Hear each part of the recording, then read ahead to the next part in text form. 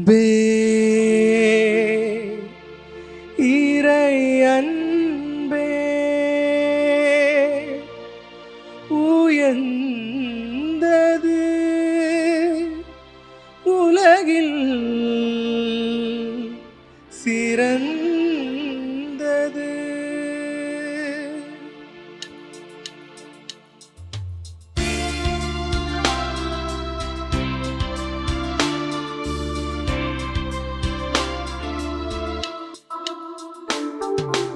அன்பே அன்பே உயர்ந்தது இறை அன்பே உலகில் சிறந்தது. அன்பே அன்பே உயர்ந்தது இறை அன்பே உலகில் சிறந்தது. அன்பிற்காய் மனுவான அன்பிற்காய் தன்னை தந்த அவர் அன்பே உலகில் சிறந்தது. அவர் அன்பே உலகில் சிறந்தது. அன்பே அன்பே உயர்ந்தது இறை அன்பே உலகில் சிறந்தது. அன்பே அன்பே உயர்ந்தது இறை அன்பே உலகில் சிறந்தது.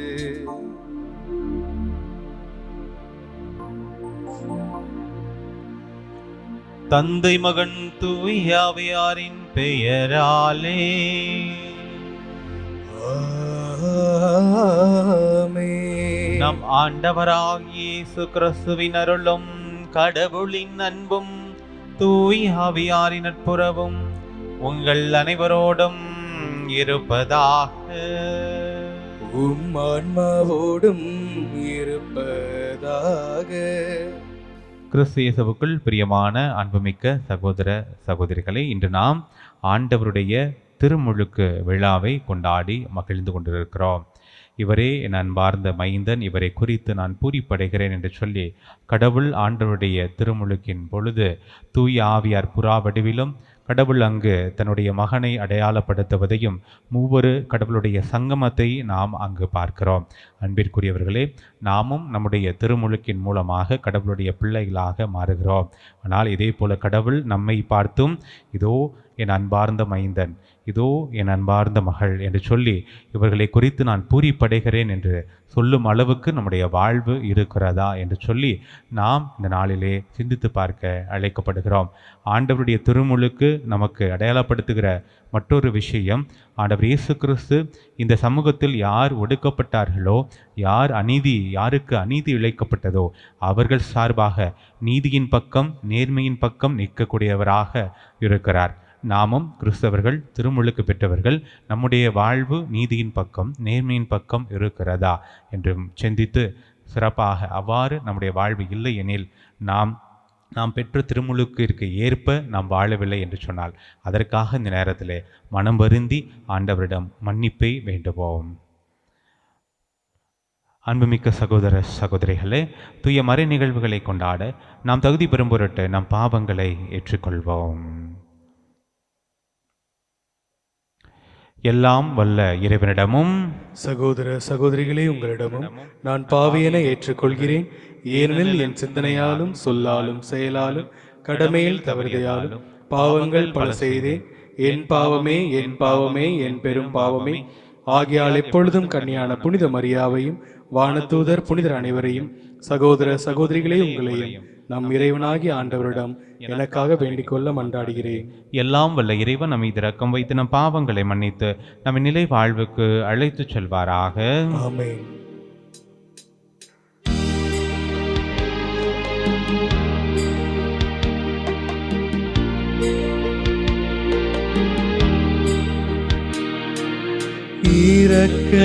இரக்கமாயிரும் இரக்கமாயிரும் இரக்கமாயிரும்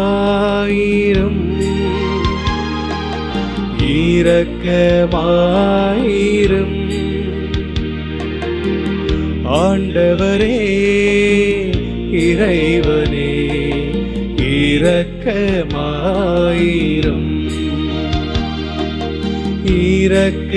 இரக்கமாயிரும் இரக்கமாயிரும். கிறிஸ்துவே இறைவனே இரக்கமாயிரும்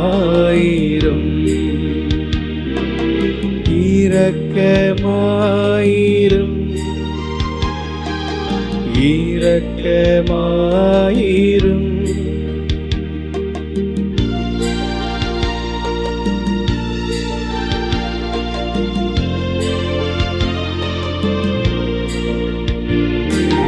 உன்னதங்களிலே கடவுளுக்கு மாட்சி உண்டாகுக. உலகினிலே தன்மனத்தோர்க்கு அமைதியாகுக. உம்மை புகழ்கின்றோம், உம்மை வாழ்த்துகின்றோம், உம்மை ஆராதிக்கின்றோம், உம்மை மாட்சிப்படுத்துகின்றோம். உமது மேலான மாட்சியின் பொருட்டு உமக்கு நன்றி கூறுகின்றோம். ஆண்டவராகிய இறைவா, வானுலக அரசரே, எல்லாம் வல்ல தந்தையாகிய இறைவா,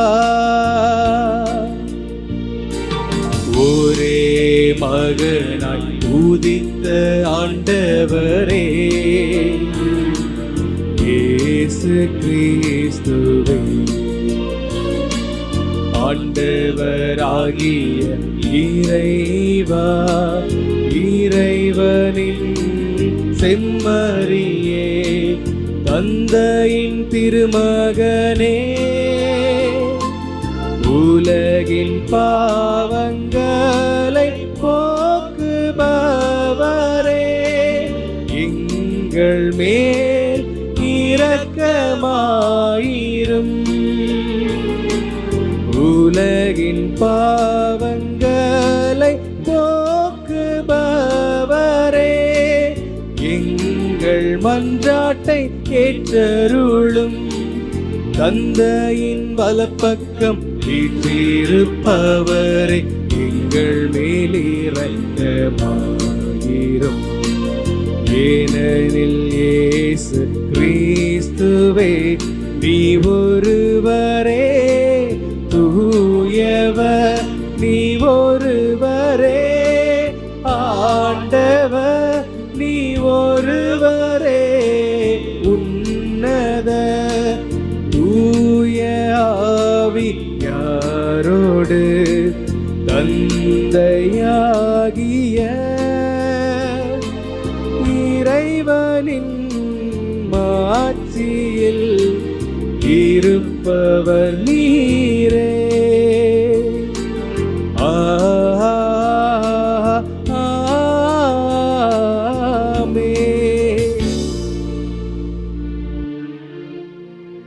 ஜெபிப்போமாக.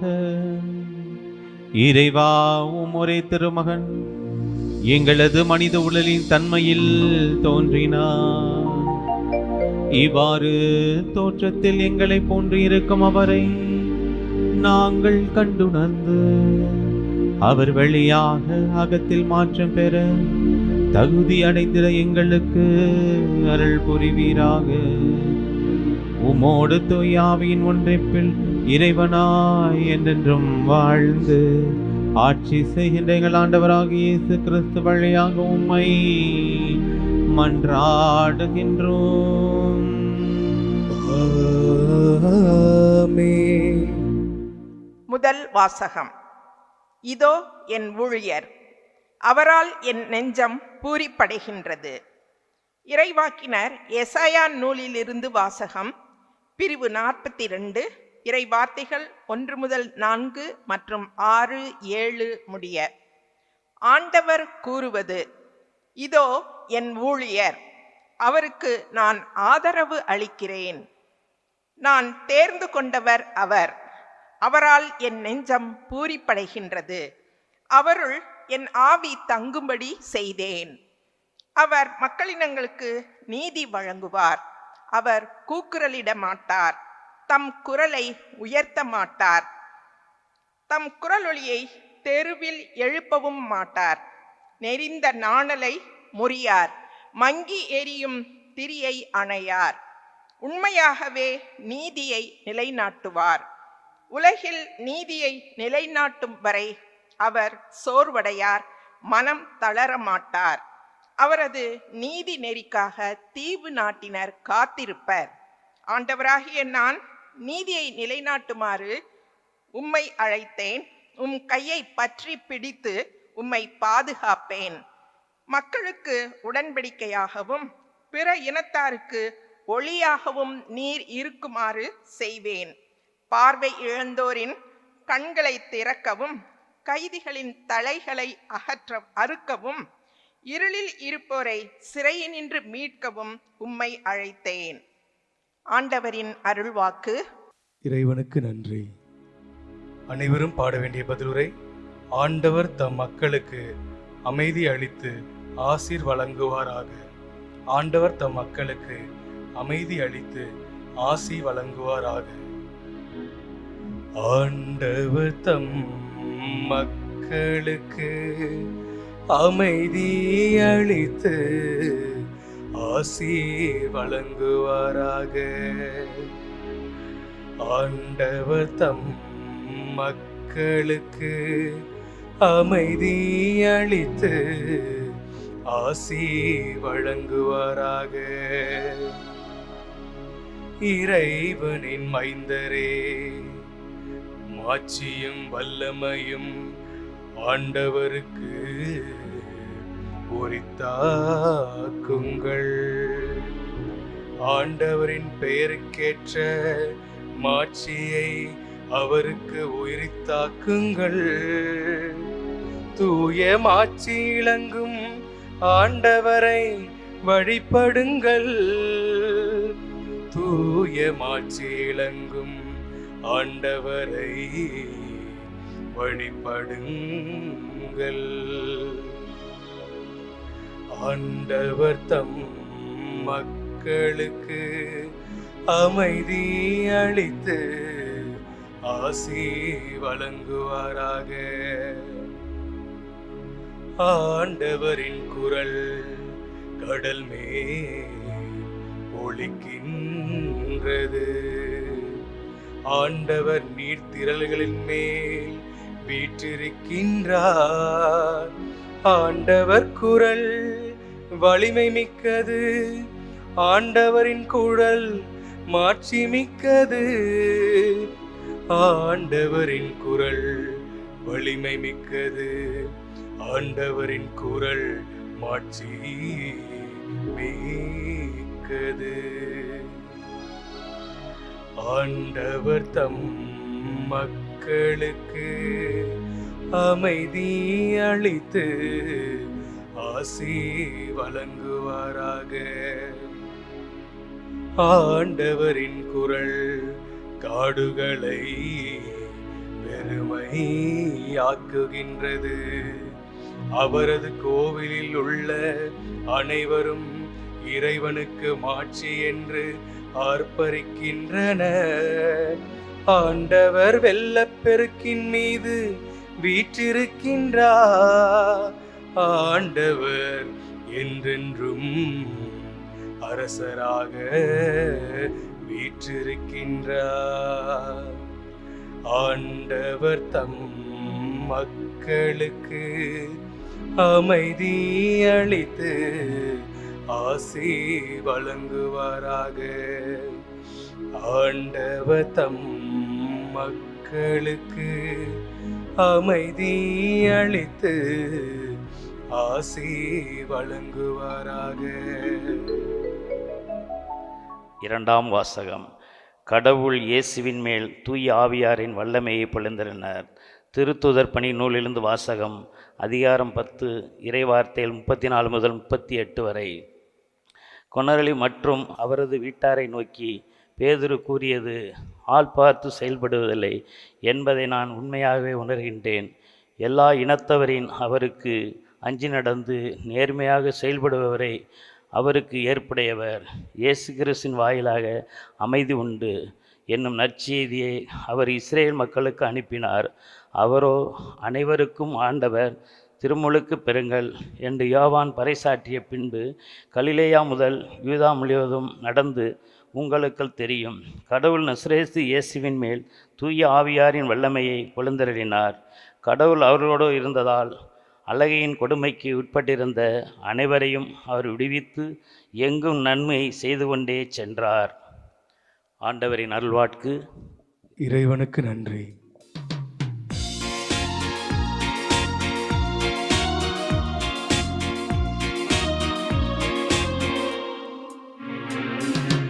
அல்லேலூயா அல்லேலூயா அல்லேலூயா அல்லேலூயா அல்லேலூயா அல்லேலூயா. வானம் திறந்தது, தந்தையின் குரலொளி கேட்டது. என் அன்பார்ந்த மைந்த இவரே, இவருக்கு செவி சாயுங்கள். அல்லேலூயா அல்லேலூயா அல்லேலூயா.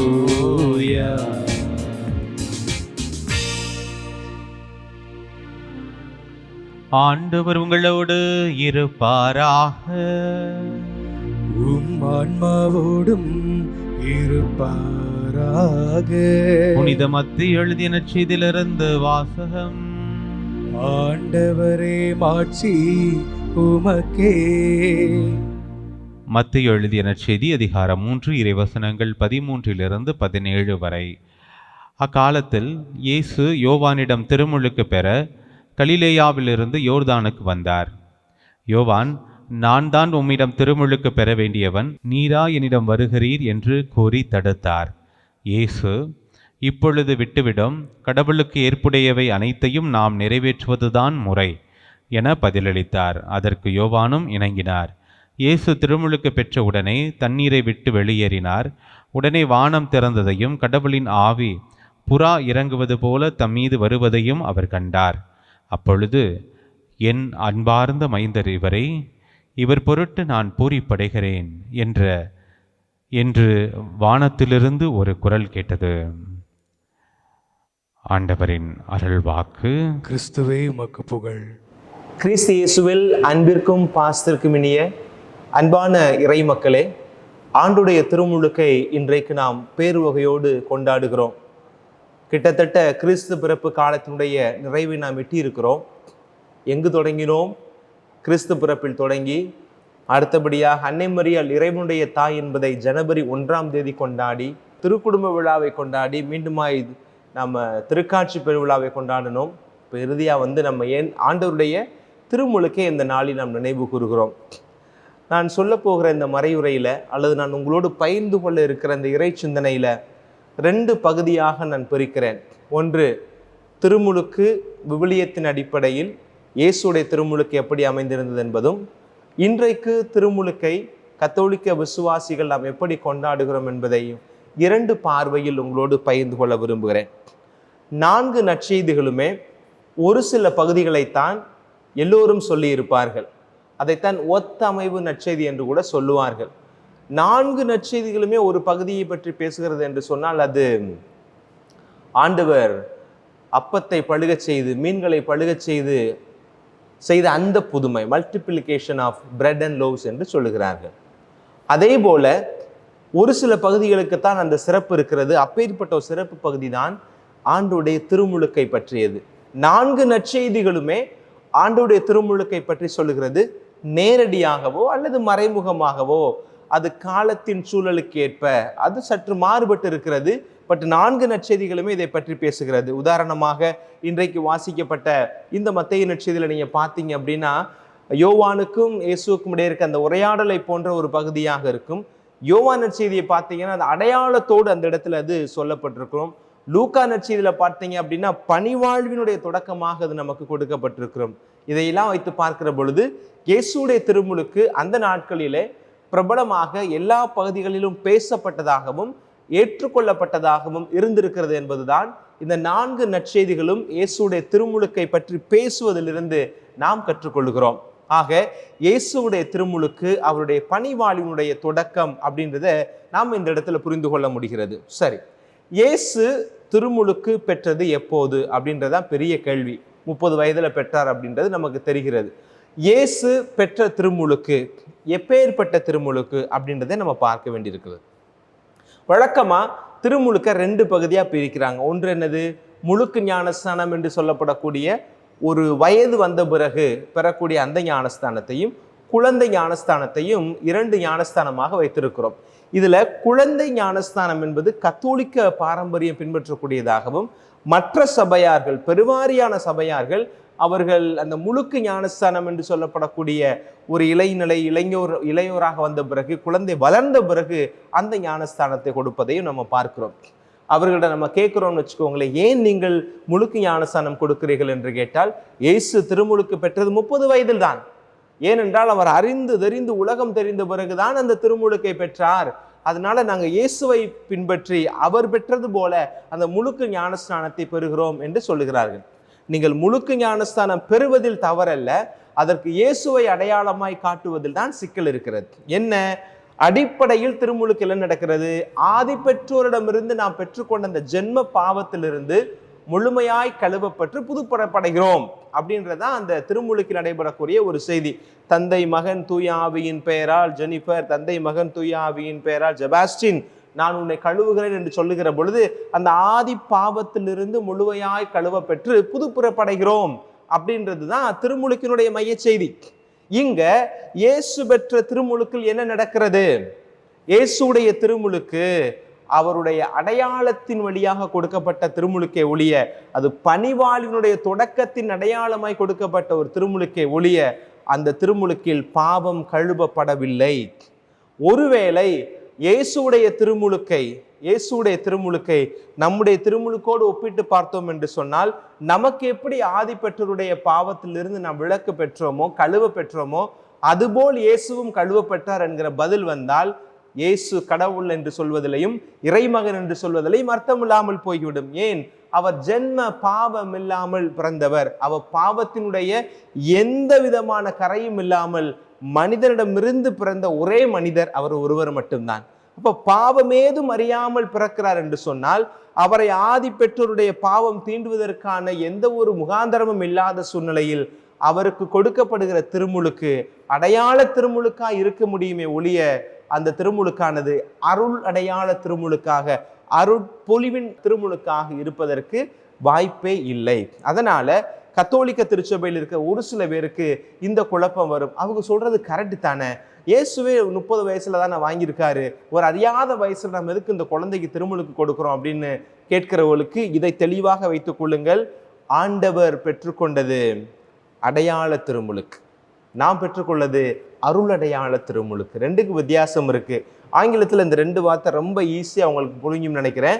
இயேசுடைய திருமுழுக்கு சிம்பாலிக் பாப்டிசம், அது ஒரு அடையாளம், சிம்பாலிக் பாப்டிசம். ஆனால் நீங்களும் நானும் கத்தோலிக்க திருச்சபையில் நமக்கு கொடுக்கிறார்களே அந்த அருள் அடையாளமானது sacramental baptism. Sacrament, it's a sacrament of baptism. வித்தியாசம் இருக்கிறது. அதனால இந்த குழப்பம் ஒருபோதும் நமக்கு இருக்கக்கூடாது.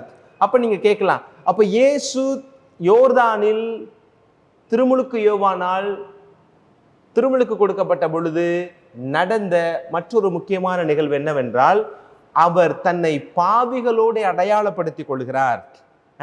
பாவியாய் தன்னை அடையாளப்படுத்திக் கொள்ளவில்லை, பாவிகளோடு தன்னை அடையாளப்படுத்திக் கொள்ளும் விதமாய், அவர்களோடு ஒன்றரை உணரும் விதமாய் அவர் என்ன செய்கிறாரு? அந்த இடத்தில் திருமுழுக்கு பெறுகிறார். இன்றைக்கு நம்ம பார்க்கிறோம் இல்லையா, நான் நிறைய பார்த்து, எனக்கு தெரிஞ்சு எங்கள் மறை மாவட்டத்தில் இல்லை, எனக்கு தெரிந்த ஒரு குருவானவர், கப்புச்சின் குருவானவர், ஃபாதர் குழந்தை அப்படின்னு சொல்லிட்டு, அவர் எங்களுக்கு டீக்கனா இருக்கிற போது பாஸ்டரல் தியாலஜியில் ஒரு பாடம் எடுக்க வந்தார். அப்போ அவர் முறை சொன்னார், அவருடைய முனைவர் பட்டத்தை பற்றி பேசுகிற பொழுது நரிக்குறவர்களை பற்றி தான் அவர் அந்த முனைவர் பட்டம் எழுதியதாக எங்கள்கிட்ட சொன்னார். அப்போ அந்த நரிக்குறவர்களை பற்றி அவர் ஆய்வு செய்கிற பொழுது அந்த நரிக்குறவர்களோட போய் வாழ்ந்தார். அந்த நரிக்குறவர்களுக்கூடயே வாழ்ந்து அவர்களோடு தன்னை அடையாளப்படுத்தி கொண்டு அவர்களுக்காக உரிமை குரல் கொடுக்கக்கூடியவராக இருந்து அந்த ஆய்வை மிகச்சிறப்பாக கொண்டு வந்து தன்னுடைய ஆய்வு கட்டுரையை முடித்து முனைவர் பட்டம் பெற்றார் என்பதை அவர் சொன்னார். நானும் பலர் சொல்ல கேள்விப்பட்டிருக்கிறேன். இப்போ அந்த நரிக்குறவர்களை பற்றி ஒரு ஆய்வை செய்து அவருடைய வாழ்க்கை மேம்பட வேண்டும் என்பதற்காக தன்னையே முழுமையாக அவர்களோடு அர்ப்பணித்து கொண்டதனால் அவர் நரிக்குறவராக மாறி போவது இல்லை. இவருக்கென்று ஒரு இனம் இருக்கிறது, இவருக்கென்று ஒரு படிப்பு இருக்கிறது, இவருக்கென்று ஒரு பணி இருக்கிறது. இது எல்லாமே இருந்தாலும் அந்த மக்களுக்காக தன்னை அர்ப்பணிக்கிற பொழுது அவர்களோடு தன்னை அடையாளப்படுத்திக் கொள்கிறார்கள். இப்படித்தான் எல்லா புரட்சியாளர்களும் அதே நிலைமையில தான் இருப்பாங்க. பெரும்பாலான புனிதர்களும் அப்படித்தான் இருப்பார்கள். அவர்களோடு பணி செய்கிற அன்னை தெரசால் போன்ற ஆட்கள் பணி செய்கிற பொழுது அவர்களோடு தன்னையே அர்ப்பணித்து கொண்டு அவர்களுக்குள் ஒருவராக நான் இருக்கிறேன் என்ற உணர்வை அந்த பகுதி மக்களுக்கு யாருக்காக பணி செய்கிறார்களோ அந்த மக்களையே நான் உங்களுள் ஒருவன் என்கிற ஒரு உணர்வை அவர்களுக்கு கொடுக்க வேண்டும் என்பதற்காக அவர்களோடு இருப்பது போலதான் ஆண்டவருடைய திருமுழுக்கு. அவர் ஏன் திருமுழுக்கு பெற்றார்? திருமுழுக்கு பெறுவதற்கான அவசியமும் தேவையும் அவருக்கு இல்லை. ஆனால் நான் மீட்க வந்திருக்கிற இந்த மக்கள் திருமுழுக்கு பெறுகிறார்கள், பாவத்தை அறிக்கையிட்டு திருமுழுக்கு பெறுகிறார்கள். நான் அவர்களோடு ஒருவனாக என்னை ஏற்றுக்கொள்ள வேண்டும் என்றால் நானும் திருமுழுக்கு பெற வேண்டும் என்றுதான் அந்த இடத்தில் இயேசு ஆண்டவர் அந்த முழுக்கு ஞானஸ்தானத்தை திருமுழுக்கு யோவானுடைய கரங்களிலிருந்து பெற்றுக்கொள்கிறார். இதை நாம் தெளிவாக வைத்துக் கொள்ள வேண்டும். அப்ப இயேசுடைய திருமுழுக்கு என்ன நடைபெறுகிறது? மூவரு கடவுளுடைய சங்கமத்தை நாம் பார்க்க முடிகிறது. வானம் திறந்து வெண்புறா வடிவில அந்த இடத்தில் ஆவியானவர் அவர் மீது இறங்கி வருவதையும், அந்த இறங்கி வருகிற அதே சூழ்நிலையில் வானத்திலிருந்து ஒரு குரல் வெளிக்கிறது, இவரே என் அன்பார்ந்த மகன், இவரிடம் இவருக்கு நீங்கள் செவி சாயுங்கள் அல்ல பூரிப்படைகிறேன் என்கிற செய்தி வருகிற பொழுது தந்தை குரலாய் வெளிப்பட, ஆவியானவர் வடிவாய் வெளிப்பட, அந்த குரலினுடைய வல்லமையை அந்த வடிவாய் வந்திருக்கிற ஆவியை பெறுகின்ற ஒரு பாத்திரமாய் இயேசு ஆண்டவர் நிற்பதில் தான் தந்தை மகன் தூய ஆவியினுடைய ஒன்றிப்பை ஆண்டுடைய திருமுழுக்கில் பார்க்க முடியும். ஆக இந்த ஆண்டுடைய திருமுழுக்கில் இன்னும் ஒரு சில காரியங்கள் நம் கண் முன்பாக வந்து நிற்கிறது. இயேசுடைய திருமுழுக்கு அவருடைய இறை தன்மையின் வெளிப்பாடு, அவருடைய இறைமையின் வெளிப்பாடு. என்ன இறைமையின் வெளிப்பாடு? தன்னுடைய இறைமையை வெளிப்படுத்துவதற்கு கடவுளுடைய குரல் அந்த இடத்தில் தானே வெளிப்பட்டது. அப்ப இதை நாம் தெளிவாக புரிந்து கொள்கிறோம். ஒன்று, இயேசுடைய திருமுழுக்கு அடையாள திருமுழுக்கு. இயேசுடைய திருமுழுக்கு தன்னை அடையாளப்படுத்திக் கொள்கிற திருமுழுக்கு. யாரோடு? பாவிகளோடு. யாருக்காக நான் பணி செய்ய வந்திருக்கிறேனோ அந்த மக்களோடு தன்னை அடையாளப்படுத்தி கொள்ளக்கூடிய அப்பேற்பட்ட ஒரு அடையாள திருமுழுக்கு. மூன்றாவது, மூவரு கடவுளுடைய சங்கமத்தை வெளிப்படுத்தக்கூடிய திருமுழுக்கு என்று இந்த பகுதியை நாம் புரிந்து கொள்ள முடிகிறது. ஏன் அப்படி சொல்றேன்னா, மத்தேயு நற்செய்தி 3வது அதிகாரத்தில் 6வது வசனம் என்ன சொல்லுகிறது? திருமுழுக்கு அவன் தெளிவாக சொல்லுகிறார், நீங்கள் ஒவ்வொரு உங்களுடைய பாவங்களை அறிக்கையிட்டு திருமுழுக்கு பெற்றுக் கொள்ளுங்கள் என்று சொல்லுகிறார். மத்தேயு 3:6 இயேசு எந்த பாவத்தை செய்தார் அல்லது எந்த பாவத்தோடு பிறந்தார் அவர் அறிக்கையிடுவதற்கு? இந்த ஒரு தெளிவோடு இயேசுடைய திருமுழுக்குல ஒரு 3 விதமான திருமுழுக்கை இயேசு பெற்றதாக விவிலிய அறிஞர்கள் சொல்லுகிறார்கள். அதை 3ஐயும் ஒவ்வொரு வரியில உங்களுக்கு சொல்ல விரும்புகிறேன். ஒன்று, தண்ணீர் திருமுழுக்கு. அதுதான் இன்றைக்கு நாம பார்த்தது. இது பழைய ஏற்பாட்டிலும் இருக்கிறது. யாரு? மோசே ஒரு அடையாளமாய் பார்க்க முடியும். மோசே ஆரோனையும் அவருடைய புதல்வர்களையும் ஆண்டவருடைய உடன்படிக்கை பேழை முன்பாக கொண்டு வந்து அவர்கள் மீது தண்ணீர் ஊற்றி கழுவுகிறார். லேவியர் புத்தகம் 8வது அதிகாரத்தில் இருக்கிற அந்த 6வது வசனம், பழைய ஏற்பாட்டிலும் இந்த திருமுழுக்கு இருந்திருக்கிறது. அது தண்ணீர் திருமுழுக்கு. அதை இயேசு ஆண்டவரும் அடையாள முறையில் பெற்றிருப்பதாக நாம் பார்க்கிறோம். இரண்டாவது, எண்ணெய் திருமுழுக்கு. மோசே மீண்டுமாக ஆரோன் மீதும் அவருடைய புதல்வர்கள் மீதும் எண்ணெயை ஊற்றி அருள் பொழிவு செய்கிறார். அந்த திருமுழுக்கு இந்த பகுதியானது அதே லேவியர் புத்தகம் 8வது அதிகாரத்தில் 23 24 வரை இருக்கிற அந்த பகுதிகளில் இருக்கிறது. இப்போ தண்ணீர் திருமுழுக்கை இயேசு பெற்றிருக்கிறார். இந்த எண்ணெய் திருமுழுக்கை எப்போது இயேசு பெற்றார் அப்படின்ற ஒரு கேள்வி வரும். தண்ணீர் திருமுழுக்கு அவருடைய பணிவாழ்வினுடைய தொடக்கத்தினுடைய அடையாளமாய் வருகிறது. எண்ணெய் திருமுழுக்கானது அவருடைய கல்வாரி பலியை, அந்த கல்வாரி கஷ்டத்தை, அந்த துன்பத்தை, அந்த சிலுவையை தாங்குவதற்கு முன்பாக தாவோரில் ஏற்பட்ட அந்த அனுபவமானது அவருடைய எண்ணெய் திருமுழுக்காய் அடையாளப்படுத்தப்படுகிறது. எல்லாருக்கும் தெரிந்தது போல மூன்றாவது இரத்த திருமுழுக்கு. இது கல்வாரி மலையில் ஏற்பட்ட திருமுழுக்கு, இது கல்வாரி திருமுழுக்கு. ஆக இந்த 3 திருமுழுக்கு இயேசுடைய வாழ்க்கையை பார்க்க முடியும். தண்ணீரால் பெற்ற திருமுழுக்கு, எண்ணெயால் அவர் பெற்றுக்கொண்ட திருமுழுக்கு, இரத்தத்தால் அவர் பெற்ற கல்வாரி திருமுழுக்கு. சரி, இப்போ இந்த இரத்தத்தால் பெறப்பட்ட திருமுழுக்கு எப்படி ஃபாதர் அப்படின்னு கேட்டிங்கன்னா, அதற்கு ஒரு சின்ன ஒரு விவிலிய பகுதி இருக்கிறது. லூக்கா நற்செய்தி இயேசுவை சொன்னது 12வது அதிகாரத்தில் இருக்கிற 50வது வசனம், நான் பெற வேண்டிய திருமுழுக்கு ஒன்று உண்டு, அது நிறைவேறு மட்டும் நான் மிகவும் மன நெருக்கடிக்கு உள்ளாகி இருக்கிறேன் அப்படின்னு சொல்றார். ஏற்கனவே ஒரு திருமுழுக்கு வாங்கியாச்சு. என்ன திருமுழுக்கு? தண்ணீரால் அவர் திருமுழுக்கு பெறுகிறார். யாருடைய கரங்களிலிருந்து? திருமுழுக்கு யோவானுடைய கரங்களிலிருந்து. மீண்டுமாக எண்ணெய் திருமுழுக்கு தாபோரில் அந்த 2 இறைவாக்கினர்களுக்கு மத்தியிலே அவருக்கு கிடைக்கிறது. அது எண்ணெய் திருமுழுக்காய் பார்க்கப்படுகிறது. ஆனால் இதையும் கடந்து ஒரு திருமுழுக்கானது எனக்காய் காத்து கொண்டிருக்கிறது. அதுதான் இரத்த திருமுழுக்கு. அந்த திருமுழுக்கை பெருமட்டும் நான் மிகவும் மன நெருக்கடிக்கு உள்ளாகி இருக்கிறேன் என்று அந்த இரத்த திருமுழுக்கை கண்முன்பாய் கொண்டு அதனுடைய கலக்கத்தை, உச்சத்தை, அந்த வலியை, வேதனையை உணர்ந்து ஆண்டவர் அந்த இடத்தில் வெளிப்படுத்துவதுதான் லூக்கா நற்செய்தி 12வது அதிகாரத்தில் இருக்கிற 50வது வசனம். யோவான் யாக்கோப்பின் தாய், யோவான் யாக்கோப்போட அம்மா இருக்காங்க இல்லையா, அவங்க என் பிள்ளைய வலப்புறமும் இலப்புறமும் உட்காருவதற்கான ஒரு வழி ஏற்பாடு செய்து கொடுங்கள், ஏன்னா ஒரு விதத்தில் பார்த்தா உங்களுக்கு சொந்தக்கார பையன், உங்க அண்ணன் தம்பி போல அவர்கள் அப்படின்னு சொல்லி யோவான் யாக்கோப்புடைய தாய் ஒரு சிபாரிசு பண்ணி ஒரு சலுகை கேட்கிற பொழுது ஆண்டவர் அந்த இடத்துல சொல்றார். மார்க் நற்செய்தி 10வது அதிகாரத்தில் இருக்கிற 38வது வசனம், நான் பெரும் திருமுழுக்கை உன்னால் பெற முடியுமா அப்படின்னு சொல்லி அந்த இடத்துல கேட்கிறார். அதுதான் எந்த திருமுழுக்கு? இரத்த திருமுழுக்கு. நான் கல்வாரியில் நான் படவிருக்கிற அந்த வேதனை, என் உடலில் இருந்து வழிந்தோடுகிற இரத்தத்தினால் என் உடலே முழுமையாய் கழுவப்பட இருக்கிறதே, என் உடல் முழுவதும் இரத்தத்தால் மூடப்பட இருக்கிறதே, அப்பேற்பட்ட ஒரு திருமுழுக்கை உன்னால் பெற முடியுமா என்று ஆண்டவர் அந்த இடத்தில் கேட்பதாகத்தான் இந்த 3வது திருமுழுக்காகிய இரத்த திருமுழுக்கை நாம் புரிந்து கொள்கிறோம். ஆக திருமுழுக்கு என்பது தன்னுடைய பணிவாழ்வின் தொடக்கமாகவும் திருமுழுக்கு பெற்ற அனைவரினுடைய கடமையாகவும் இது இருக்கிறது. நம்ம சின்ன குறிப்பிடத்தில் படிச்சிருப்போம் இல்லையா, திருமுழுக்கு பெற்றவருடைய கடமை என்ன அப்படின்னு கேட்டோன்னு சொல்லுவோம், திருச்சபையை பரப்புவதுதான் நம்முடைய கடமை அப்படின்னு நாம சொல்லுவோம் இல்லையா.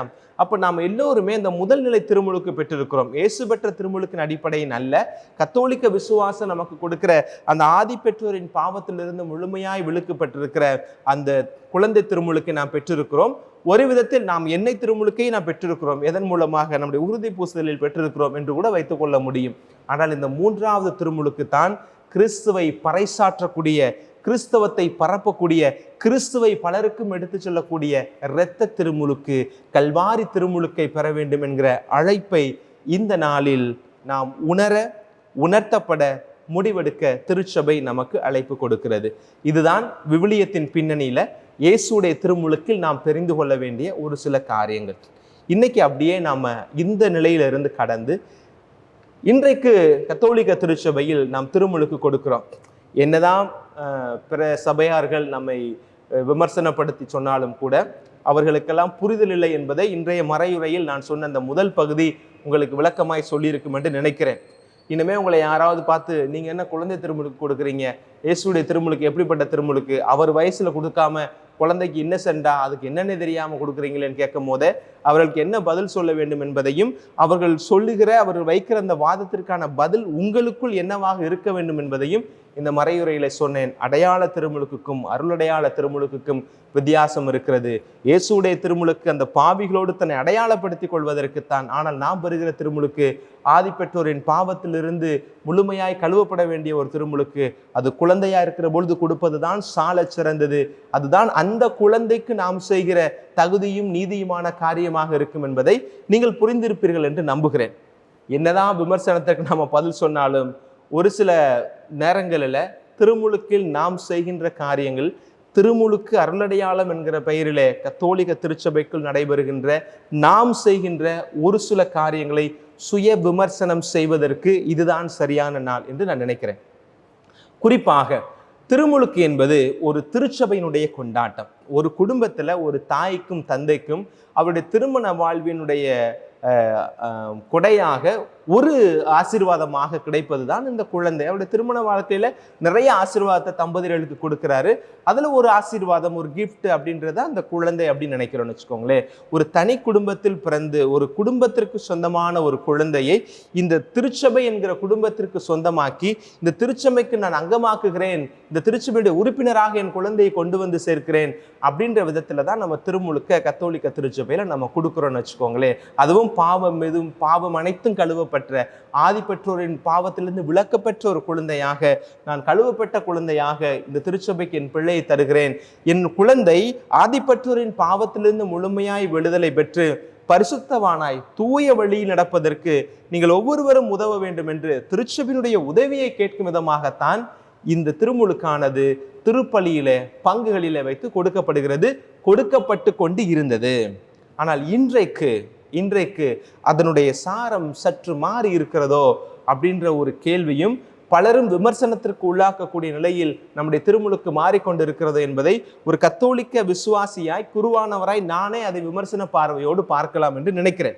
அது நாம தான் விமர்சனப்படுத்திக் கொள்ளணும், அடுத்தவங்களை நம்மளை குறை சொல்வதற்கு முன்னாடி.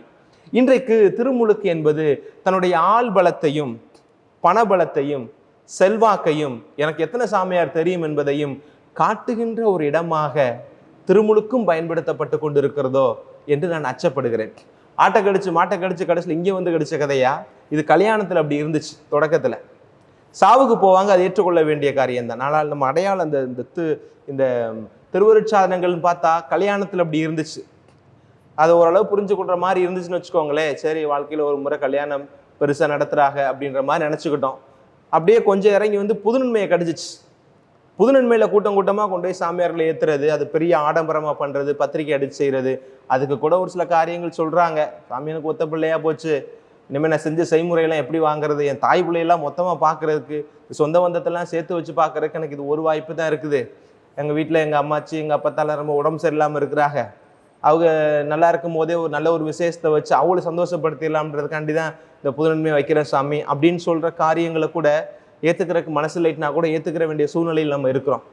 ஆனால் இந்த திருமுழுக்கை தனித்திருப்பலியாக வைத்து, எப்படி இந்த திருமுழுக்கை தனித்திருப்பலியாக வைத்து அந்த திருப்பலிக்கு தனக்கு தெரிந்த அத்தனை சாமியார்களையும் கூப்பிடுறது, அந்த நேரத்தில் பங்கு சாமியாரை ஒதுக்கி வைக்கிறது, இப்படியெல்லாம் செய்தோம் என்று சொன்னால் பாவம் கழுவப்படும். அந்த குழந்தைக்கு அந்த திருமுழுக்கின் போது சொல்லப்படுகிற அந்த வசீகர வார்த்தையின் மூலமாக அந்த பாவம் நீக்கப்படும். ஆனால் ஆசீர்வாதம் கிடைக்காது என்பது என்னுடைய தனிப்பட்ட ஒரு கருத்து. ஏனென்றால் பங்காய் சேர்ந்து அந்த குழந்தையை ஆசீர்வதித்து ஜெபித்து உள்ளெடுத்து கொள்ள வேண்டிய ஒரு திருமுழுக்கை ஒரு தனிப்பட்ட ஒரு குடும்ப நிகழ்வாக மாற்றுவது என்பது உண்மையில் சரியான ஒரு காரியமாக இருக்காது. ஒவ்வொரு பங்குக்கும் ஒரு பங்கு சாமியார்னு இருக்கிறார் இல்லையா? அந்த பங்கு சாமியார் இருக்கிறார். அந்த பங்கு சாமியார் என்பது பங்கினுடைய தந்தை, அந்த பங்கினுடைய ஞான தந்தை. அந்த பங்கிலே கடவுளுடைய இடத்திலிருந்து ஞானத்தை நமக்கு தரக்கூடிய ஒரு வடிகாலாய் இருக்கக்கூடியவர்தான் பங்கு தந்தை. அவருடைய கரங்களில் இருந்து குழந்தை திருமுழுக்கு பெறுவது தான் சால சிறந்த ஒன்றாக இருக்கும். உடனே நீங்க இந்த இதெல்லாம் எடுத்துட்டு வருவீங்க, அப்படிலாம் இல்லை சாமி, எங்க பங்கு சாமியார் அப்படி இல்லை இப்படி இல்லை அப்படின்னு. உங்கள் பங்கு சாமியார் வேணால் முரண்பட்டவராக இருக்கலாம், ஆனால் உங்கள் குருவானவர் முரண்பட்டவராக இருக்கலாம். ஆனால் அவருடைய குருத்துவம் குறையற்றது, அதை நீங்க மறந்துடக்கூடாது. குருக்கள் குறைய உள்ளவர்களாக நாங்கள் இருக்கிறோம். நானே சொல்றேன், குருக்கள் குறைய உள்ளவர்களாக இருக்கிறோம்.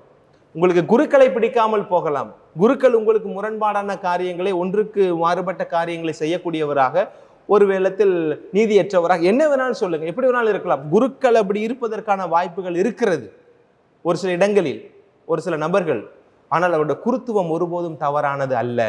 உங்களுக்கு திருமுழுக்கு கொடுக்கிறவர், உங்களுடைய குழந்தைக்கு திருமுழுக்கு கொடுக்கிறவர் அந்த குருத்துவத்தில் இருந்து தான் கொடுக்கிறாரே ஒழிய அந்த குருவானவராக இருந்தவர் கொடுப்பது இல்லை. இதை நீங்கள் புரிந்து கொண்டீர்கள் என்று சொன்னால், திருமுழுக்குக்கு வெளியிலேருந்து ஆள் கூப்பிட்டு எங்கள் சொந்தக்காரங்க தெரிஞ்சவங்க எங்கள் குழந்தைக்கு இவர் தான் பேர் வைக்கணும், அவர் தான் பேர் வைக்கணும், இந்த காரியத்தில் நீங்கள் தயவு செஞ்சு குறைத்து விட்டு பங்கு தந்தையர்களை முன்னிலைப்படுத்துங்க.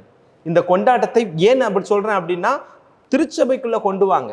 ஏன் பங்கு தந்தைக்கு முக்கியத்துவம் கொடுங்க அப்படின்னு சொல்றேன்னா, ஞாயிற்றுக்கிழமை திருப்பலியை பல பங்குகளில் பங்கு தந்தையர்களால் நிறைவேற்றுகிறார்கள். அவர்களுக்கு இருக்கிற அக்கறையும் அவர்களுக்கு இருக்கிற அன்பும் மற்ற யாருக்குமே இருக்காது. அவர்களுடைய கைகளில் உங்கள் குழந்தை திருமுழுக்கு பெற்றால், அவருடைய குருத்துவத்திலிருந்து உங்களுடைய குழந்தை திருமுழுக்கு பெற்றால், அது இரட்டிப்பு ஆசீர்வாதமாய் குழந்தைக்கு அமையும். அதே நேரத்தில் அவர் ஒருவரால் தான் பங்கு தந்தையால் தான் மக்களை உரிமையோடு சொல்ல முடியும், இன்றைக்கு என்னுடைய குடும்பத்தில் ஒரு குழந்தை வந்து சேர்கிறது, பங்கு இறை மக்களே என் பிள்ளைக்காக ஜெபியுங்கள் என்று கேட்கக்கூடிய தகுதி வாய்ந்த மனிதர் பங்கு தந்தை தான். எங்க வீட்டில் நடந்த நிகழ்வை சொல்றேன். நான் 2-3 காரியங்கள்ல எங்க வீடுகள் நடந்த திருமுழுக்குல கொஞ்சம் விடாப்படியா நின்றேன். முதல்ல என் தம்பியுடைய குடும்பத்துல குழந்தை பிறக்கிற பொழுது நான் சொன்னேன், பங்குசாமியார்கிட்ட போங்க, முதல்ல பங்குசாமியார்கிட்ட போய் கேளுங்க அப்படின்னு பங்குசாமியார்கிட்ட போனாங்க. பங்கு ஃபாதர் என்னை கூப்பிட்டார். என்னதான் இருந்தாலும் நீ தம்பிக்காரங்க அண்ணங்காரங்க இருக்கும் போது நல்லா இருக்குமா, அந்த நேரத்தில் நான் சிவகங்கையில் இருக்கிறேன், என்னுடைய பங்குல நான் பாஸ் சென்டர்ல இருக்கிறேன், அடுத்த கேம்பஸ் ஒரு 10 அடி தள்ளி போனா கத்தீட்ரல் இருக்கும். என்னை கேட்கும் போது சொன்னேன், பங்குசாமியார் வச்சு நீங்க ஞானஸ்நானம் கொடுங்க, அதான் நல்லது அப்படின்னு சொன்னேன். பங்குசாமியாரை என்னை கூப்பிட்டார். அது நல்லா இருக்காது புரோட்டோ, நீ வா, நீ வந்து கொடு அப்படின்னு.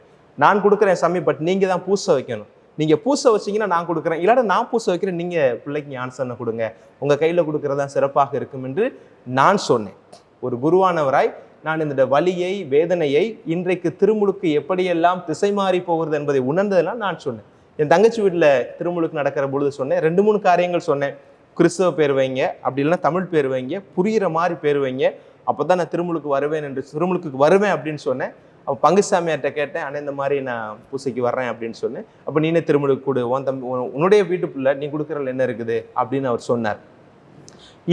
இதுவே நான் வந்து விமர்சனத்துக்கு உள்ளாக்கணும்னு நினைக்கிறேன். எங்கள் வீட்டில் சாமியார் இருக்கிறதுனால நான் போய் கொடுக்கறது எப்படி சரியாக வரும்? ஆனால் பங்கு தந்தை கேட்டுக்கொண்டார், நீ வந்து ஜாயின் பண்ணிக்கோ, நீ வந்து கொடு அப்படின்னு சொன்னதுனால நம்ம போகிறோம்னு வச்சுக்கோங்களேன். இதையெல்லாம் இன்னைக்கு நாம் என்ன செய்யணும்? விமர்சனத்திற்கு உட்படுத்தப்பட வேண்டும், இதையெல்லாம் நாம் களைய வேண்டும் என்று நினைக்கிறேன். அடுத்ததாக இதே திருமுழுக்கில் நம்ம செய்யக்கூடிய காரியங்கள் ஆடம்பரத்தை பெருக்குவது. ஆடம்பரத்தை பெருக்குவது தயவு செஞ்சு அதெல்லாம் நீங்கள் குறைங்க. திருமுழுக்கை நீங்கள் வந்து பங்குல ஞாயிற்றுக்கிழமை பூசையில் நீங்கள் திருமுழுக்கு வச்சுட்டீங்கன்னா ஆட்டோமேட்டிக்காக உங்களுக்கு ஆடம்பரத்திற்கான வேலைகள் இருக்காது. இல்லை ஃபாதர் நான் ஏதாவது செஞ்சு தான் ஆகணும்னு நினைக்கிறீங்களா? உங்கள் குழந்தையினுடைய பேரில் 4 ஏழை பிள்ளைகளுக்கு 4 உடை எடுத்து கொடுங்கள், அவர்களுக்கு உணவு வாங்கி கொடுங்க, 4 பேருக்கு நல்லது செய்யுங்க, அது குழந்தைக்கு புண்ணியமாக வந்து சேரும். திருமுழுக்கினுடைய மகிமையையும் அதனுடைய முக்கியத்துவத்தையும் களங்கப்படுத்தாமல் நம்மால் திருமுழுக்கை கொண்டாட முடியும் என்பதை நான் இந்த இடத்தில் சொல்ல விரும்புகிறேன். 3ஆவதாக இந்த திருமுழுக்கில் நடக்கிற இன்னொரு கூத்து என்ன அப்படின்னா பெயர்களை வைப்பது. திருமுழுக்கில் முக்கியமே பெயர் தானே. இன்றைக்கு பெயர் வைப்பதில் நாம் காட்டுகின்ற அசால்ட்டுத்தனங்கள் அப்படின்னு தான் நான் நினைக்கிறேன். பேர் வைக்கும் போது அம்மாட்ட இருந்து ஒரு எழுத்து எடுக்கிறது, அப்பாட்ட இருந்து ஒரு எடுக்கிறது, தாத்தாட்ட இருந்து ஒரு பேர் எடுக்கிறது, அப்பத்தாட்ட இருந்து ஒரு பேர் எழுத்து எடுக்கிறது, இந்த எழுத்தையெல்லாம் போட்டு அப்படியே சஃபுல் பண்ணி அதுலேருந்து ஒரு வார்த்தையை உருவாக்குறது, அந்த வார்த்தைக்கு நீங்களாக ஒரு மீனிங் கண்டுபிடிக்கிறது. ஒன்றுமே கண்டுபிடிக்க முடியலையா, ஃப்ரெஞ்சிலேருந்து ஒரு நேம் எடுக்கிறது, இட்டாலியன் நேம் எடுக்கிறது, பெர்ஷியன் நேம் எடுக்கிறது, அரபு நேம் எடுக்கிறது. இதெல்லாம் எதற்காக? உங்கள் குழந்தை பெர்ஷிய மொழி பேச போகிறதா, அரபு பேச போகிறதா, இட்டாலியன் பேச போகிறதா, பிரெஞ்சு பேச போகிறதா? எதுவுமே இல்லையே. அப்படிப்பட்ட நிலையில நம்முடைய தாய்மொழியாம் தமிழில் எத்துணை அழகான பெயர்கள் இருக்கிறது. அந்த பெயர்களுக்கு நீங்க முக்கியத்துவம் கொடுக்கலாம். புனிதருடைய பெயர்கள் இருக்கிறது, அதையும் கடந்து விவிலிய பெயர்கள் இருக்கிறது. இதை எல்லாவற்றையும் தள்ளி விட்டுட்டு இந்த திருமுழுக்கினுடைய மையமாக இருக்கிறது, அவனுடைய வாழ்க்கையினுடைய அடையாளமாக இருக்க போகிறது, உங்களுடைய குழந்தையினுடைய தொடக்கம் முதல் இறுதி வரை, ஏன் இறப்புக்கு பின்பாகவும் அவனை சுமந்து சொல்லக்கூடிய ஒன்று என்னவென்றால் அந்த பெயர்தான்.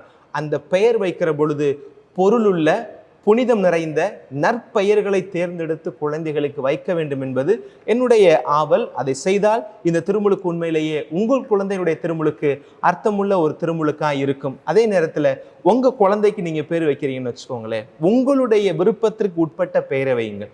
எனக்கு ஐ திங்க் ஒரு 2 வாரத்துக்கு முன்பாக நான் முன்னாடி இருந்த பங்குல இருந்து ஒருத்தர் எனக்கு வாட்ஸ்அப்பில் மெசேஜ் பண்ணி கா கே கு கே கை இந்த எழுத்துக்களிலிருந்து ஏதாவது ஒரு பெயரை எனக்கு எடுத்து சொல்லுங்கள் சாமி அப்படின்னு வந்து சில நேரத்தில் ஜே கே யூ இந்த மாதிரி எழுத்துக்கள் ஆல்பபெட்ஸை போட்டு இந்த எழுத்துக்கள் இருக்கிற பெயரை சொல்லுங்க அப்படின்னு சொல்லி கேட்டாங்க. அப்போ நான் உடனே ஃபோன் அடிச்சு அவர்கிட்ட கேட்டேன், ஏக்கா எதுக்கா என்னட்ட கேட்குறீங்க அப்படின்னு சொல்லி கேட்டேன். அப்போ சொன்னா, ஃபாதர் நீங்கள் வெளிநாட்டில் இருக்கீல்ல ஃபாதர், வெளிநாட்டில் இருக்கிறலாம் கிறிஸ்தவ நாடு, அங்கே நிறைய பேர் நல்ல புது பேராக நல்ல பேராக வைப்பாங்க கிறிஸ்தவ பேர்லாம் அப்படின்னாங்க. ஏங்க இந்த நாட்டில் வைக்கிற பேர் இந்த நாட்டுக்குன்னே உரிய பேர் தான் பெரும்பாலும் வைக்கிறாங்க. இந்த நாட்டில் பேசக்கூடிய இந்த நாட்டினுடைய கலாச்சார பண்பாட்டு கூறுகளை உள்வாங்கி இவங்களுடைய இந்த லோக்கல் லாங்குவேஜ் பேரை தான் நிறைய பேர் இந்த இடத்துல வைக்கிறாங்க. இதை கொண்டு உங்கள் குழந்தைக்கு வச்சுன்னா அது உங்களுக்கு விளங்காது, ஆனால் பார்க்கறதுக்கு நல்லா தெரியும் அது சரியானது அல்ல. உங்கள் குழந்தையை அந்த பெயரை வைத்து கூப்பிடுகிற பொழுதே அந்த குழந்தைக்கு நான் எவ்வளவு முக்கியமானவன் என்பது புரிய வரணும். ஆசீர்வாதம் அப்படின்னு கூப்பிட்டா ஆசீர்வாதமாக அந்த பேர். எங்கள் வீட்டில் பேர் வச்சுருக்கோம் மகிழன் அப்படின்னு பேர் வச்சுருக்கோம். அப்போ அவனுக்கே தெரியும் என்ன துக்கம் வந்தாலும் சரி தூக்கி எறிஞ்சு நம்ம சந்தோஷமா இருக்கணும், அந்த சந்தோஷத்தை பிறருக்கு கொடுக்குன்ற எண்ணத்தை குழந்தைக்கு நமக்கு சொல்லி கொடுக்கணும். இன்னொருத்தருக்கு இனியன்னு பேர் வச்சோம், அந்த பேர்ல ஒரு அழகு இருக்கிறது இல்லையா? இனிமையானவனாக நான் இருக்க வேண்டும், இனிமை பிறருக்கு கொடுக்க வேண்டியவராக இருக்க வேண்டும், சமாதானம், என்ன அருமையான பேர் பார்த்துக்கோங்களேன். இந்த மாதிரி எத்தனையோ பேர்கள் கத்தோலிக்க திருச்சபையில் இருக்கிறது. எனக்கு தெரிஞ்சுனா ஒரு ஃபாதருடைய பேர் மகிழ்ச்சி மன்னன், ஃபாதருக்கு வச்ச பேரை பாருங்க, மகிழ்ச்சி மன்னன். இது போன்று இந்த பேரை வைங்க அப்படின்றதுக்காண்டி சொல்லலை, உங்களுடைய பெயர் நீங்கள் யார் என்பதையும், நீங்கள் எப்படிப்பட்டவராக இருக்க வேண்டும் என்பதையும், நீங்கள் எப்படிப்பட்டவராக இந்த சமூகம் உங்களை எதிர்பார்க்கிறது என்பதையும் சொல்லக்கூடியதாக பெயர் இருக்க வேண்டும் என்பது நினைக்கிறேன். 3வது 4வது, பெற்றோர்கள், ஞான பெற்றோரை தேர்வு செய்வதில் தயவு கூர்ந்து அக்கறை காட்டுங்கள். எனக்கு சொந்தக்கார அப்படின்றதுனாலையும் எனக்கு தெரிஞ்சவன்றதுனாலையும் யாரையும் ஞான பெற்றோராய் ஏற்றுக்கொள்ளாதீர்கள். அவருக்கு உண்மையிலேயே ஞானம் இருக்கிறதா என்பதை பாருங்கள். ஒரு காலத்தில் அப்படி இருந்துச்சு, கோயில் பிள்ளையே இருக்கிற எல்லா பிள்ளைகளுக்கும் ஞான பெற்றோராக இருப்பாங்க.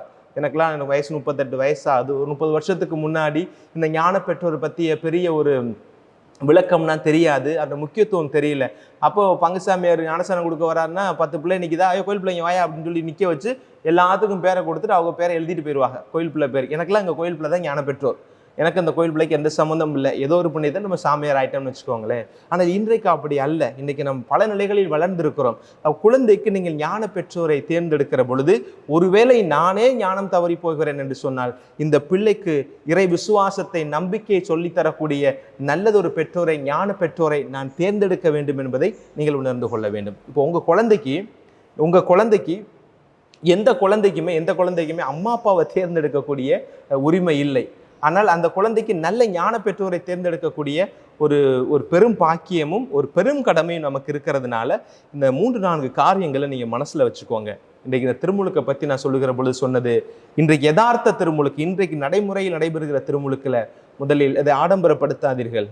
பங்கு தந்தையர்களுக்கு முக்கியத்துவம் கொடுங்கள். ஆலயத்தில் வைத்து பங்கு சமூகத்தில் நடத்துங்கள், முதல் காரியம். 2வது, பேர் வைக்கிற பொழுது நீங்கள் சிரத்தை எடுத்து நல்ல பொருளுள்ள கத்தோலிக்க, தமிழ் அல்லது புனிதர்களுடைய பெயரை தேர்ந்தெடுங்கள். 3வது, ஞான பெற்றோரை தேர்ந்தெடுப்பதில் சற்று சிரத்தை காமித்து நல்ல ஞானமுள்ள மனிதர்களை உங்கள் பிள்ளைக்கு ஞான பெற்றோராய் நிறுத்தினீர்கள் என்று சொன்னால் உங்கள் திருமுழுக்கும் ஆசீர்வாதம் உள்ளதாயிருக்கும், உங்கள் குழந்தைக்கு இரட்டிப்பு ஆசீர்வாதம் கிடைக்கும் என்பதை ஆண்டோடைய திருமுழுக்கை கொண்டாடுகின்ற இந்த நல்ல நாளில் உங்களோடு நான் பகிர்ந்து கொள்ள இறைவன் எனக்கு இந்த ஆராதனை வலையொலியை தந்திருக்கிறார். இந்த வலையொலியின் வழியாக நான் பகிர்ந்து கொண்ட இந்த கருத்தும் இந்த இறை செய்தியும் உங்களுக்கு உண்மையிலேயே பயன்படும் என்று சொன்னால் இதை பிறரோடு பகிருங்கள். ஏனென்றால் திருமுழுக்கினுடைய அந்த முக்கியத்துவத்தை, அதனுடைய புனிதத்துவத்தை பாதுகாக்க வேண்டிய கடமையும் பொறுப்பும் நம் ஒவ்வொருவருக்கும் இருக்கிறது என்பதை இந்த நாளில் உங்களோடு பகிர்ந்து கொள்கிறேன். இயேசுடைய நாமத்தில் உங்கள் ஒவ்வொருவருக்கும் வாழ்த்துக்களும் ஜெபங்களும். ஆமென். அனைவரும் இணைந்து நம்முடைய நம்பிக்கையை அறிக்கையிடுவோம்.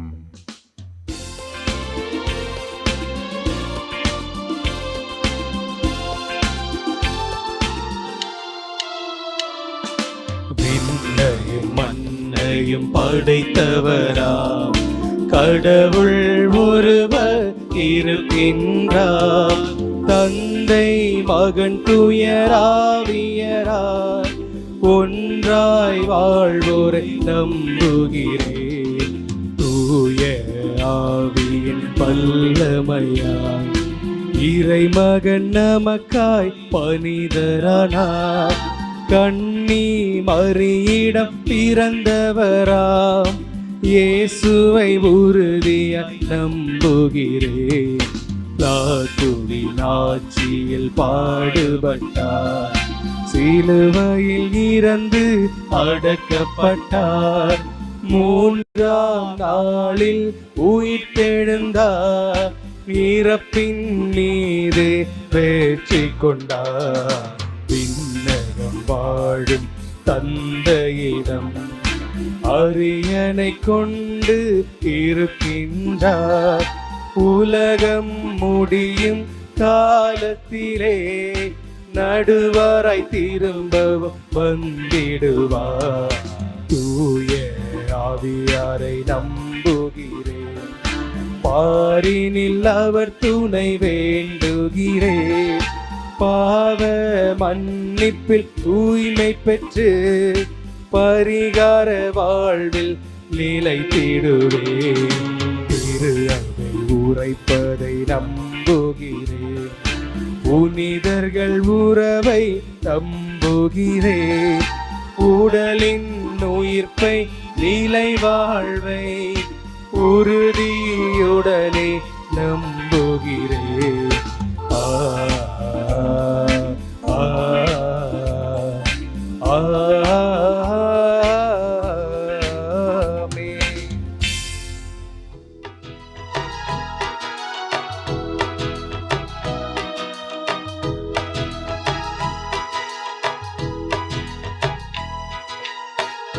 தந்தேன் வாழ்வினை அர்ப்பணமாய் தலைவனுன் பீடத்தில் காணிக்கையாய் தகுதியில்லா என்னை உன் அன்பினாள் தயவுடன் ஏற்பாய் பலி பொருளாய் தந்தேன் வாழ்வினை அர்ப்பணமாய்.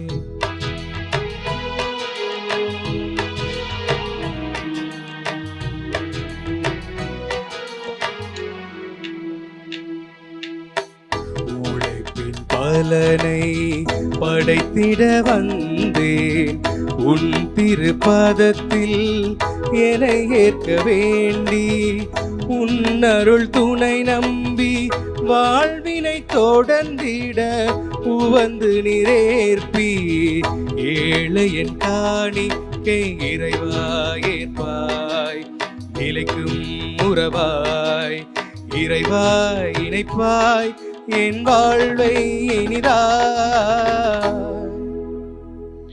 அன்புமிக்க சகோதர சகோதரிகளே, என்னுடையதும் உங்களுடையதுமான இப்பலி எல்லாம் வல்ல தந்தையாகி இறைவனுக்கு ஏற்றதாகும்படி மன்றாடுங்கள். ஆண்டவர் தம் திருப்பேரின் புகழ்ச்சிக்காகவும் ஆட்சிக்காகவும் நமது நன்மைக்காகவும் புனித திரு அவை அனைத்து நலனுக்காகவும் உமது கையிலிருந்து இப்பலி ஏற்றுக்கொள்வாராக. ஆண்டவரே, உம் அன்பு திருமகனுடைய வெளிப்பாட்டை கொண்டாடும் நாங்கள் கொண்டு வந்துள்ள இக்காணிக்கைகளை ஏற்றருளும். அவர் மனம் இறங்கி உலகின் பாவங்களை கழுவ திருவிழம் கொண்டதால் உம் நம்பிக்கையாளரின் காணிக்கை அவரது பலியாக மாறுவதாக. என்றென்றும் வாழ்ந்தாட்சி செய்கின்றவர் வழியாக உம்மை மன்றாடுகின்றோம்.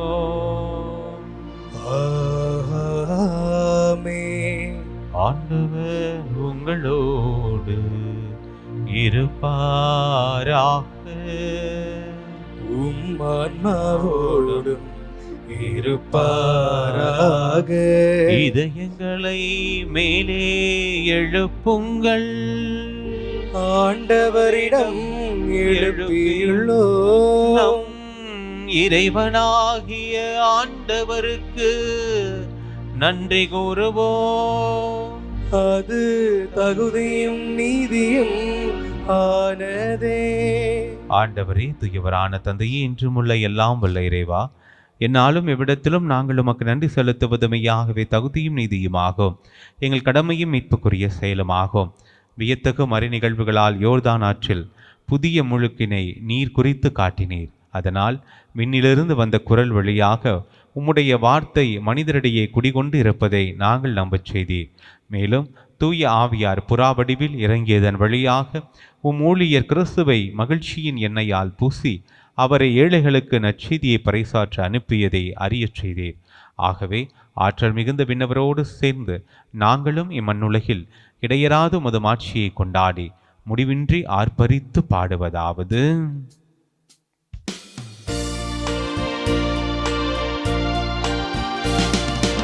தூயவர் தூயவர் தூயவர் வான்படைகளின் கடவுளாம் ஆண்டவர். விண்ணகமும் மண்ணகமும் உமது மாட்சியால் நிறைந்துள்ளன. உன்னதங்களிலே ஓசன்னா, உன்னதங்களிலே ஓசன்னா. ஆண்டவர் பெயரால் வருகிறவர் ஆசி பெற்றவர். உன்னதங்களிலே ஓசன்னா, உன்னதங்களிலே ஓசன்னா.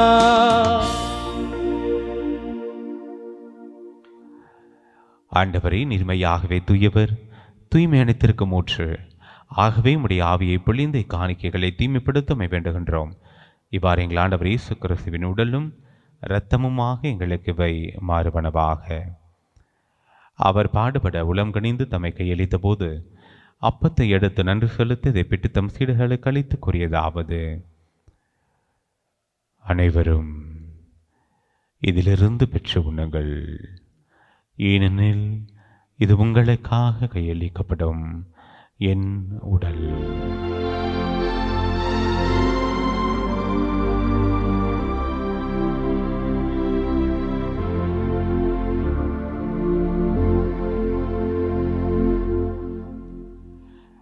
அவ்வண்ணமே இரவு விருந்து இறந்திய பின் கிண்ணத்தையும் எடுத்து மீண்டும் உமக்கு நன்றி கூறி தம் சீடர்களுக்கு அளித்தவர் கூறியதாவது: அனைவரும் இதிலிருந்து பெற்று பருகுங்கள், ஏனெனில் இது புதிய நிலையான உடன்படிக்கைக்குரிய இரத்தத்தின் கிண்ணம். இது பாவ மன்னிப்புக்கென்று உங்களுக்காகவும் பலருக்காகவும் சிந்தப்படும். இதை என் நினைவாக செய்யுங்கள்.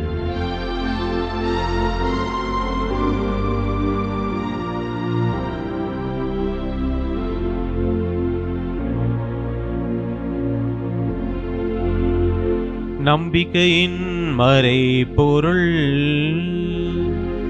ஆண்டவரே, நீ பருமளவும் உமது இறப்பினை அறிக்கையிடுகின்றோ,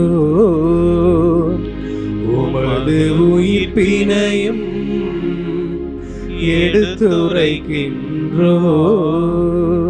ஆகவே ஆண்டவரே, நாங்கள் கிறிஸ்துவின் இறப்பினையும் உயிர்ப்பினையும் நினைவு கூர்ந்து வாழ்வதரும் அப்பத்தையும் மீட்பளிக்கும் கிண்ணத்தையும் உமக்கு ஒப்புக் கொடுக்கின்றோம். உம் திருமுனின்று உமக்கு ஊழியம் புரிய தகுந்தவர்கள் எங்களை ஏற்றுக்கொண்டீர். எனவே உமக்கு நன்றி செலுத்துகின்றோம்.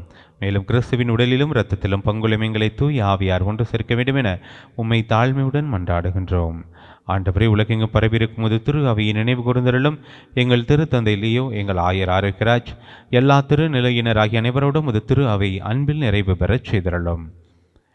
உயிர்த்தெழும் எதிர்நோக்குடன் துயிலுள்ளும் எங்கள் சகோதர சகோதரிகளையும் இறந்தோர் அனைவரையும் இரக்கத்துடன் நினைவு கூர்ந்து ஒரு திருமுக ஒளியின் ஒளியேற்றலும் எங்கள் அனைவரும் மீதும் இரக்கமாயிரும். கடவுளின் கன்னித்தாயான புனித மரியா, அவருடைய கணவரான புனித யோசேப்பு, புனித திருத்தூதர்கள், இவ்வுலகிலும் உகந்தவராயிருந்தோராகிய புனிதர் அனைவருடனும் நாங்கள் நிலை வாழ்வில் பங்குள்ளும் தகுதி பெற்று உம் திருமணி இயேசு கிறிஸ்து வழியாக உம்மை புகழ்ந்தித்து வரமருள உம்மை மன்றாடுகின்றோம்.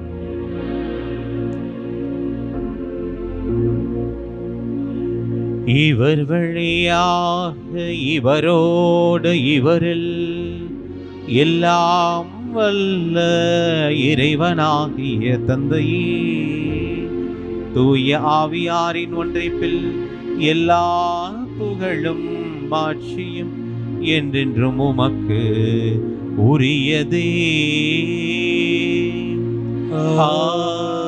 ஆமென், ஆமென், ஆமென்.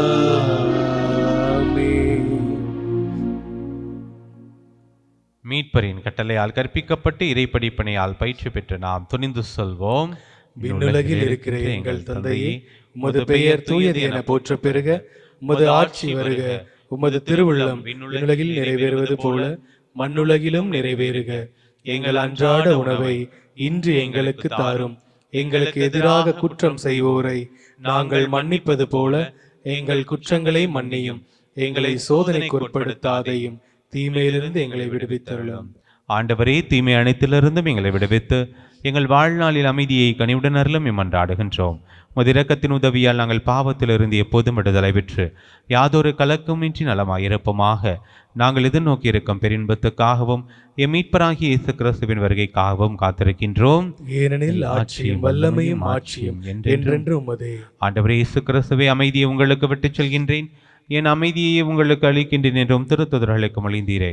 எங்கள் பாவங்களை பாராமல் உமது திரு அவையின் நம்பிக்கையை கண்ணோக்கி உமது திருவுளத்திற்கு ஏற்பதற்கு அமைதி ஒற்றுமை அளித்தருள்வீராக. என்றும் வாழ்ந்து ஆட்சி செய்கின்றவர் நீரே. ஆமென். ஆண்டவருடைய அமைதி உங்கள் அனைவரோடும் என்றும் இருப்பதாக, ஆன்மாவோடும் இருப்பதாக. ஒருவருக்கொருவர் ஆண்டவருடைய அமைதியை மகிழ்ச்சியோடு பகிர்ந்து கொள்வோம். சமாதானம்.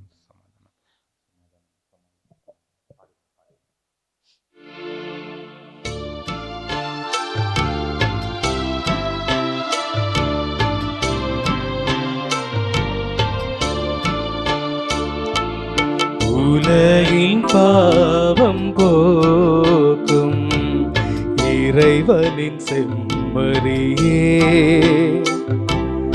எம்மேல் இரக்கம் வையும்.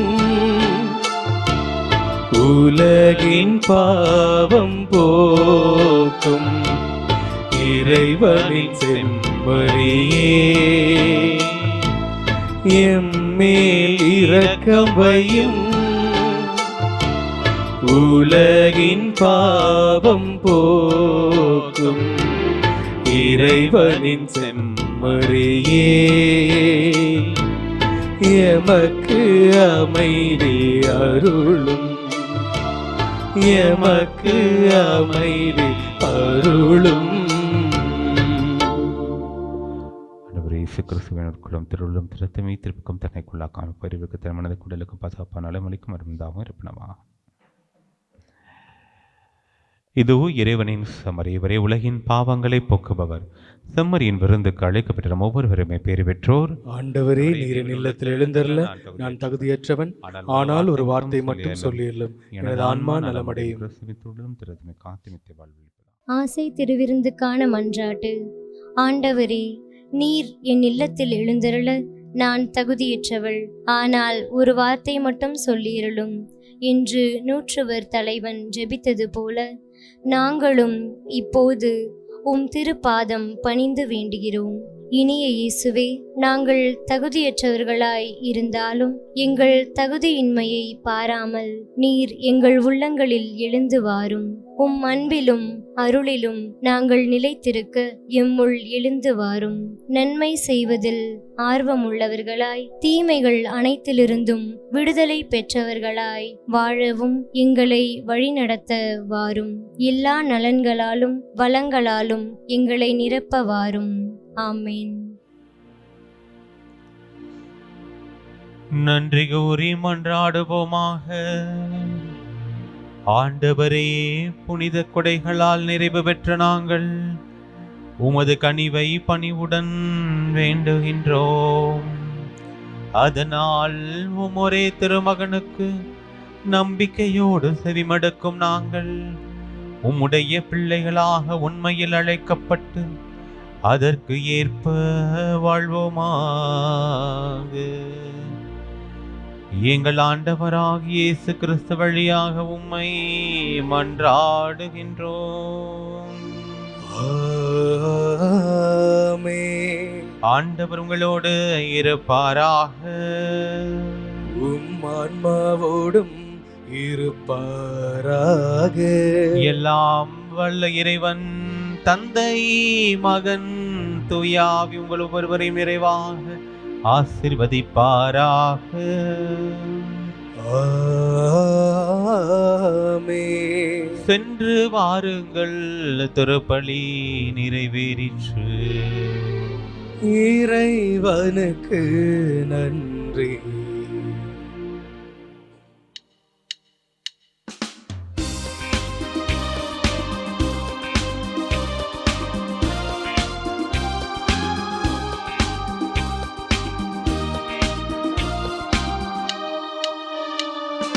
வானம் திறந்து வெண்புறா போல இறங்கி வர வேண்டும். தேவ வல்லமை தர வேண்டும். தேவ வல்லமை தர வேண்டும். வானம் திறந்து வெண்புறா போல இறங்கி வர வேண்டும். தேவ வல்லமை தர வேண்டும். வல்லமை தர வேண்டும். யோர்தான் நதிக்கரை அனுபவங்கள் அப்படியே இங்கு நடக்கணுமே. யோர்தான் நதிக்கரை அனுபவங்கள் அப்படியே இங்கு நடக்கணுமே. அப்படியே இங்கு நடக்கணுமே. வானம் திறந்து வெண்புறா போல இறங்கி வர வேண்டும். தேவ வல்லமை தர வேண்டும். தந்தை, மகன், தூயாவின் பெயராலே ஆமென்.